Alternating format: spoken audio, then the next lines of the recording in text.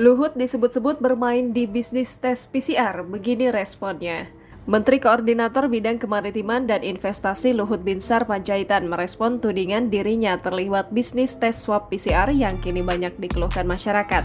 Hal itu disampaikan juru bicara Luhut, Jody Mahardi, dalam keterangan tertulisnya kepada wartawan pada Senin 1 November 2021. Sementara itu, terkait PT Genomic Solidaritas Indonesia atau GSI, Jody menerangkan bahwa Pak Luhut diajak oleh teman-teman dari grup Indika, Adaro, Northstar yang memiliki inisiatif untuk membantu menyediakan tes COVID dengan kapasitas tes yang besar. Karena hal ini pada masa-masa awal pandemi adalah salah satu kendala. Jody menambahkan GSI didirikan bertujuan bukan untuk mencari profit bagi para pemegang saham tetapi untuk kewirausahaan sosial.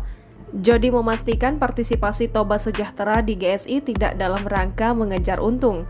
Masih, kata Jody, perlu disadari bahwa kebijakan tes PCR untuk pesawat ini memang diberlakukan untuk mengantisipasi Natal dan Tahun Baru.